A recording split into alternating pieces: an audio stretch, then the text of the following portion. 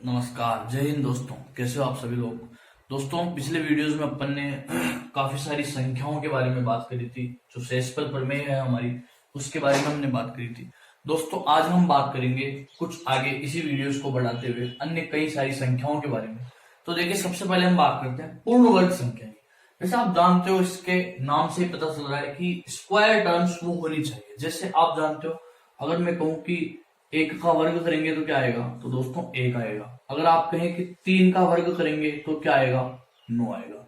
यानी कि किसी भी संख्या को उसी स्वयं से गुणा करने पर, जैसे 3 को खुद से गुणा करें तो 3 को 3 से गुणा करेंगे तो क्या आ जाएगा, ये 9। यानी किसी भी संख्या को उसी के स्वयं संख्या से गुणा करने पर जो भी प्राप्त संख्या है वो एक पूर्ण वर्ग संख्या होती है। लेकिन केवल बात इतनी से नहीं है दोस्तों, ये कंसेप्ट आपको बताने का एक्चुअली लॉजिक क्या है मैं आपको बताता हूँ। कंपटीशन में कई बार पूछ लिया जाता है दोस्तों कि 16 का वर्गमूल क्या क्या है, कौन कौन सी संख्याएं हैं जो 16 का वर्गमूल है। अब उसमें ऑप्शंस में क्या है वो दे देता है 4, -4, 8, इनमें से कोई नहीं। तो आपको वहां पर क्या है कि 4 और -4 दोनों को सेलेक्ट करना है। एक ऑप्शन दे देता है वो ऑप्शन ए और बी दोनों, तो वो वाला ऑप्शन आपको सेलेक्ट करना है। 4 और -4 दोनों ही 16 के वर्गमूल है। अब आप सोचेंगे कि -4 कैसे हो सकता है। देखिए, आप हमने क्या शर्त रखी, पूर्ण वर्ग संख्या कौन सी होती है, जब संख्या को उसी संख्या से गुणा करें तो हमारे को प्राप्त होना चाहिए। आप 4 को 4 से जब मल्टीप्लाई करेंगे तो कितना आ जाएगा, 16 आ जाएगा। लेकिन जब आप -4 को -4 से गुणा करेंगे, 4 × 4 कितना हो जाएगा, 16। और माइनस इंटू माइनस कितना होता है दोस्तों, प्लस। तो यहाँ +16 यानी 16 ही हमारे को मिल रहा है। तो ऐसी स्थिति में आप ध्यान रखें, जब भी किसी संख्या का वर्गमूल आप लिखें तो प्लस और माइनस दोनों चिन्हों के साथ में लिखें। अर्थात आपको पूछ लिया जाए x² बराबर 16 है, यानी किसी संख्या का वर्ग 16 है, तो वो संख्या यानी x क्या है, तो आपको +-4 दोनों ही उत्तर हमेशा देने हैं।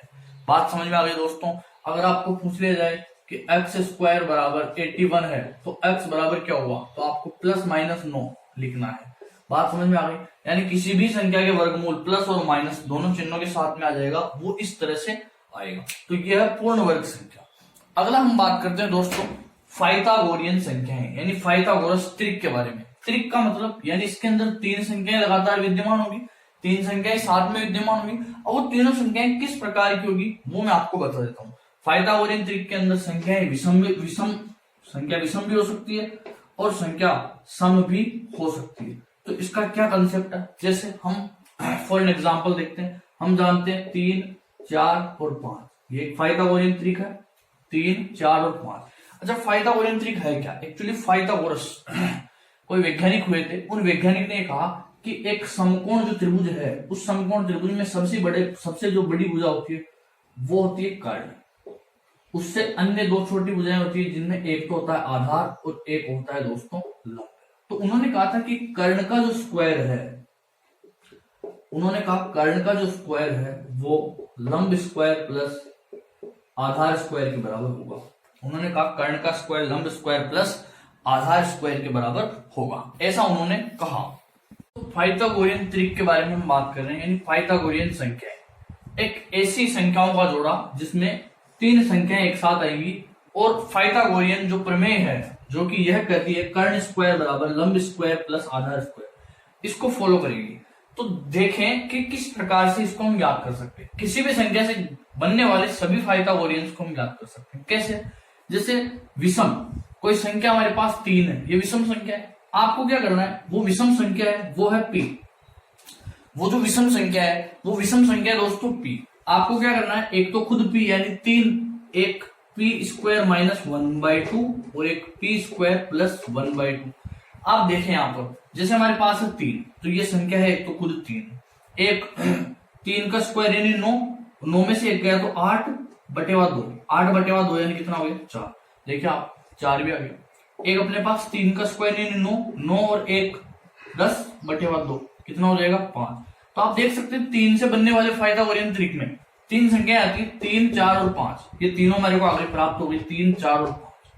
अब हम बात करें, अगर पाइथागोरियन त्रिक का हमारे को एक सम संख्या पता है, जैसे 4, हमारे को क्या पता है 4, तो वो संख्या होती है सम संख्या 2p, और 2p की वैल्यू कितनी है 4, 2p की वैल्यू कितनी है 4। बाकी जो दो संख्याएं हैं उस पाइथागोरियन की, वो कैसे ज्ञात करते हैं? वो ज्ञात करते हैं दोस्तों, 2p में हमारे को क्या पता है? 4 पता है। 2p में हमारे को क्या पता है? 4 पता है। तो अपने को यहाँ क्या करना है? एक तो हो जाएगी p² -1 और एक हो जाएगी p² +1। इस तरह से हमारे को ज्ञात करना है। देखें आप यहाँ पर 2p की वैल्यू 4 है, तो p की वैल्यू कितनी हो जाएगी? 2। तो एक संख्या तो 4 जो कि पाइथागोरियन तरीके हमारे को ज्ञात है। बाकी कैसे ज्ञात करेंगे? p² -1 यानी 2 का स्क्वायर -1 यानी 4 -1 यानी कि 3 और एक 4 + 1 यानी कि 5। 3, 5 और एक संख्या हमारे ज्ञात है 4। इस तरह से पाइथागोरियन ट्रिक हमारे को ज्ञात होगी। अब जैसे कुछ भी सवाल हमारे को पूछ लिया जाए, जैसे पूछ ले कि 5 से बनने वाला पाइथागोरियन ट्रिक है, उसको कैसे ज्ञात करेंगे? तो देखिए कैसे करेंगे कि 5 क्या एक विषम संख्या है। विषम संख्या यानी कि हमारे को क्या पता है? p पता है, ये p। अब बाकी जो दो और संख्याएं आएंगी इस पाइथागोरियन ट्रिक में, वो कैसे ज्ञात करेंगे? एक तो हो जाएगी p² -1/2, एक हो जाएगी p² +1/2 यानी कि 25 - 1 24/2 यानी 12 और एक 25 + 1 26/2 यानी कि 13। तो 5, 12 और 13। हम जानते हैं किसी समकोण त्रिभुज में भुजाएं होती है ये तीनों 5, 12 और 13। तो इस तरह से पाइथागोरियन संख्याओं का भी एक इंपॉर्टेंट कंसेप्ट था दोस्तों, जो आप लोगों को समझाना काफी जरूरी था। तो मेरे हिसाब से आप लोगों को समझ में आया होगा। काफी इजी कंसेप्ट है। वैसे ये थोड़ा सा दिखने में टफ लगता है, आपको जो ये फॉर्मूले हैं इनको थोड़ा समझ लेना है, ज्यादा वो खास डिफिकल्ट नहीं है। जैसे आप यहाँ देखें दोनों में नीचे 2 आ रहा है एलसीएम में, अगर आप 2 इधर मल्टीप्लाई करते हैं तो ये 2p p² -1 और p² +1, वही चीज नीचे है 2p p² -1 p² +1। तो ज्यादा डिफरेंस नहीं है इन चीजों में। बस आप ये ध्यान रखें, जब विषम हमारे को दिया हुआ तो अपॉन में 2 लगाना है, जब सम हमारे को दिया हुआ तो केवल इसमें 2 लगाना है, बाकी दो में नहीं लगाना। तो काफी इजी कंसेप्ट है, आप लोगों को ज्यादा टेंशन नहीं लेनी है, काफी इजी है। बस देखें, समझे इस चीज को। और कुछ चीज समझ में नहीं आती है तो आप मुझे कमेंट बॉक्स में कमेंट करें, बिल्कुल आपका डाउट क्लियर कर दिया जाएगा। दोस्तों परिमेय संख्याओं के बारे में हमने पहले भी बात कर चुके हैं। जैसे हमने बात की थी कि p/q की फॉर्म में इन्हें लिखा जा सकता है और q 0 नहीं होना चाहिए। यानी सामान्य शब्दों में अगर हम कहें तो कोई भी पूर्णांक, कोई भी एक पूर्णांक जिसे अन्य पूर्णांक से, हालांकि नीचे जो पूर्णांक है वो 0 नहीं होना चाहिए, बस ये है। तो कोई भी पूर्णांक अन्य पूर्णांक से जब विभाजित किया जाता है तो इस संख्या को हम क्या कहते हैं? परिमेय संख्या। अब हमारे पास आता है परिमेय संख्याओं का मानक रूप। दोस्तों मानक रूप क्या होता है? जैसे मैं यहाँ पर इसको ये भी लिख सकता हूं, 5 से अगर काट देंगे तो 8/5, ये भी एक परिमेय संख्या है, ये भी एक परिमेय संख्या है। लेकिन ये परिमेय संख्याओं का मानक रूप कैसे हुआ? देखें, जब हर और अंश, एक तो अंश और एक हर, अंश और हर, इन दोनों का सार्वगुणनखंड, सार्वगुणनखंड वही एचसीएफ को कहा जाता है। एक तरह से हम देखें तो हाईएस्ट फॉर्म फैक्टर होता है। जब यह एक हो, यानी कि अंश और हर दोनों का सार्वगुणनखंड जब एक हो, तो ऐसी स्थिति में प्राप्त परिमेय संख्या का परिमेय संख्या का मानक रूप कहलाएगा। क्या कहलाएगा? मानक रूप। अच्छा, एक कंपटीशन में काफी इंपोर्टेंट सवाल पूछ लिया जाता है कई बार, क्या 0 एक परिमेय संख्या है? क्या सवाल पूछा जाता है? क्या 0 एक परिमेय संख्या है क्या? बिल्कुल 0 एक परिमेय संख्या है। कैसे है? आप 0/1 इस फॉर्म में नहीं लिख सकते क्या? 1 का भाग 0 में देंगे 0 आ जाए। तो 0 भी एक परिमेय संख्या है। एक चीज हमेशा इंपॉर्टेंट ध्यान रखें दोस्तों, ये परिमेय संख्याओं का योगफल है। जिस तरह से सामान्यतः भिन्नों का योगफल होता है, उसी तरह से परिमेय संख्याओं का भी योगफल होता है। दो परिमेय संख्याएं, माना a भी एक परिमेय संख्या है, b भी एक परिमेय संख्या है, दो परिमेय संख्याओं का योगफल हमेशा परिमेय संख्या ही प्राप्त होगा। दो परिमेय संख्याओं को जब भी जोड़ा जाएगा तो दोस्तों हमेशा एक परिमेय संख्या ही प्राप्त हमारे को होती है। बात समझ में आ गई? दो परिमेय संख्याओं का गुणा, ये भी हमेशा एक परिमेय संख्या ही हमारे को प्राप्त होगी। दो परिमेय संख्याओं का अंतर, एक में से दूसरी को घटा दें तो भी हमारे को सदैव क्या मिलेगा? परिमेय संख्या ही प्राप्त होगी। दो संख्याओं परिमेय संख्याओं को अगर हम जोड़ दें तो भी परिमेय मिलेगा, दोनों को आपस में गुणा करें तो भी परिमेय मिलेगा, दोनों को अगर घटाएं तो भी परिमेय मिलेगा। अब आप मल्टीप्लिकेशन में कह सकते हैं, जैसे एक परिमेय संख्या तो मेरे पास 7/4, दूसरी परिमेय संख्या 0, इन दोनों का गुणा करेंगे तो क्या मिलेगा? 0, वो भी परिमेय है। तो ऐसे दोनों का गुणा करेंगे हमेशा तो परिमेय ही मिलेगा।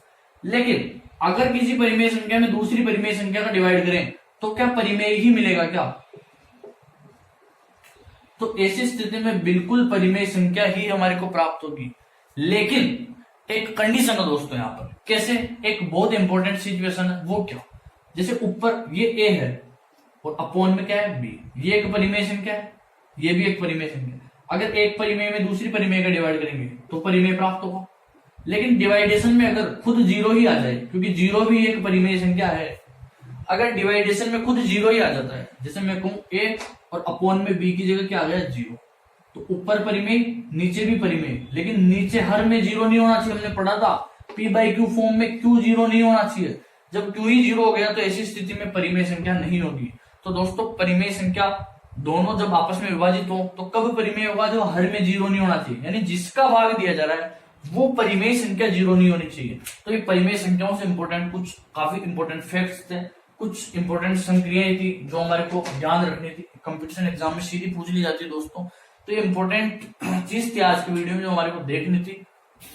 तो हम बात करते हैं कि परिमेय संख्या जो है उसका योज्य तत्समक क्या होता है। दोस्तों योज्य तत्समक का मतलब यानी ऐसी संख्या जो हम उसमें, योज्य का मतलब होता है जोड़ना, अगर हम उसमें जोड़े तो तत्समक यानी आइडेंटिटी यानी वही संख्या वापस प्राप्त हो। जैसे आप कह सकते हैं कि पी मेरे पास कोई परिमेय संख्या है, उसमें आप क्या जोड़े कि वापस पी ही मिल जाए, तो आपको जीरो जोड़ना पड़ेगा। आप उसमें क्या जोड़ेंगे, जीरो। तो दोस्तों परिमेय संख्याओं का एक तरह से हम कहें कि योज्य तत्समक क्या होगा, तो क्या होगा जीरो, क्योंकि जीरो ही एक ऐसी संख्या है जिसको अगर हम उसमें जोड़े तो वापस क्या मिल जाएगा, पी मेरे को प्राप्त हो जाएगा। पूछ लिया जाता है कंपटीशन एग्जाम में, जैसे कैसे पूछेगा वो 16/75 परिमेय संख्या का योज्य तत्समक क्या होगा। ऐसी स्थिति में हम क्वेश्चन देख के घबरा जाते हैं, यार ये योज्य तत्समक क्या होता है, कैसे निकालेंगे, ये तो हमारे को पढ़ाया है नहीं कभी। तो ऐसी स्थिति में आपको ये देखना है कि योज्य तत्समक यानी ऐसी क्या चीज जोड़ी जाए उसमें कि योज्य यानी ऐड किया जाए, तत्समक आइडेंटिटी वही चीज मिल जाए, तो आप उसमें जीरो जोड़ेंगे। परिमेय संख्या का योज्य तत्समक क्या होता है, जीरो। बात करें गुणन तत्समक की, यानी क्या चीज गुणा की जाए कि वही हमारे को संख्या मिल जाए। जैसे पी है, अब इसको किससे गुणा करूं कि वापस पी ही मिले, 1 से। तो हमेशा ध्यान रखें, जैसे परिमेय संख्याओं का योज्य तत्समक कितना होता है, जीरो, उसी तरह परिमेय संख्याओं का गुणन तत्समक क्या होगा, 1। याद रह जाएगा आपको दोस्तों, काफी इंपॉर्टेंट कंसेप्ट है, बहुत ज्यादा इंपॉर्टेंट। अगर आपको कोई कह दे कि कोई परिमेय संख्या है पी, कोई परिमेय संख्या है पी, अब उसमें मैं क्या जोड़ू कि मुझे जीरो मिल जाए। योज्य प्रतिलोम का मतलब होता है वही संख्या ऋणात्मक रूप में जुड़नी चाहिए। पी है तो इसको माइनस पी के साथ जोड़ देंगे तो दोस्तों क्या मिल जाएगा, जीरो। योज्य प्रतिलोम वही संख्या ऋण चिन्ह के साथ में। गुणात्मक प्रतिलोम में क्या होगा कि पी है, इसको मैं किसके साथ गुणा करूं कि मेरे को 1 मिल जाए, तो गुणात्मक प्रतिलोम। तो आपको ध्यान रखना है, गुणा करना है प्रतिलोम यानी विपरीत से, यानी 1/p से। आप 1/p को इससे गुणा करेंगे तो क्या मिल जाएगा आपको, 1। तो गुणात्मक प्रतिलोम क्या होता है, 1/, वाला चीज। जैसे मैं आपको फॉर एग्जाम्पल यहाँ पूछ लेता हूँ कि a/b, इसका मेरे पास योज्य प्रतिलोम क्या है, तो आप देख सकते हो इसका योज्य प्रतिलोम हो जाएगा -a/b। दोनों का आप योज्य यानी जोड़ो, क्या मिल जाएगा आपको फाइनली, जीरो। यानी कि इसका योज्य प्रतिलोम -a/b। अगर मैं आपको कह दूं कि a/b है, इसका गुणात्मक प्रतिलोम क्या है, तो वो है b/a, क्योंकि इससे कट जाएगा, इससे कट जाएगा, फाइनली क्या मिल जाएगा। तो 4 चीजें थी, चारों काफी इंपॉर्टेंट कंसेप्ट थे, मेरे हिसाब से समझ में आया होगा आप लोगों को, काफी इजी है। अगर पूछ लिया जाए कभी, अगर पूछ लिया जाए कि जीरो है, इसका गुणात्मक प्रतिलोम क्या है, जीरो का, अब आप कहोगे कि जीरो गुणात्मक प्रतिलोम क्या होगा, यानी यहाँ किस चीज से इसको गुणा किया जाए कि 1 मिल जाए, तो 1/0 से गुणा करेंगे तो ये 1 हो जाएगा। ऐसा कभी नहीं होगा दोस्तों, आप भूल कर भी इस तरह का एग्जाम में नहीं करें। यानी कि कंपटीशन एग्जाम में अगर पूछ लिया जाए कि जीरो का गुणात्मक प्रतिलोम क्या होता है, तो एक ऑप्शन में जरूर लिखा हुआ आएगा कि संभव ही नहीं है या कोई नहीं होता, ऐसा लिखा हुआ आएगा। आपको वही ऑप्शन चूज करना है, क्योंकि इस तरह से लिख दिया जाए आप सोचो कि 0 से 0 कट जाएगा और 1 मिल जाएगा, कभी नहीं मिलेगा, क्योंकि ये 1/0 है। इसको नॉन डिफाइंड फॉर्म बोलेंगे, ये अपरिभाषित है दोस्तों, ऐसी कोई चीज परिभाषित है ही नहीं गणित के अंदर। तो काफी इंपॉर्टेंट कंसेप्ट थे, कुछ आप लोगों को समझाना काफी जरूरी था दोस्तों।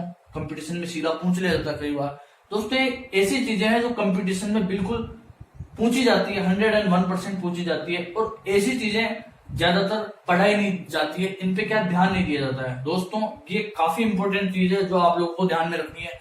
ये बिल्कुल सिलेक्शन के काफी करीब ले जाने की तरीका है, जिससे अपन काफी हद तक कंफर्म कर सकते हैं कि सिलेक्शन होना ही है। तो आप लोगों को ऐसी चीजों पे ज्यादा ध्यान देना है, और हम मिलते रहेंगे आगे से आगे। ज्यादा से ज्यादा आप वीडियोस को लाइक करें, शेयर करें, सब्सक्राइब करें चैनल को, और दोस्तों पूरा सपोर्ट करें। आप लोगों के लिए डे बाय डे रोज वीडियोस रोज अपलोड किया जा रहा है, तो दोस्तों बस यही आपका सपोर्ट चाहिए हम लोगों को। जय हिंद, जय भारत, वंदे मातरम।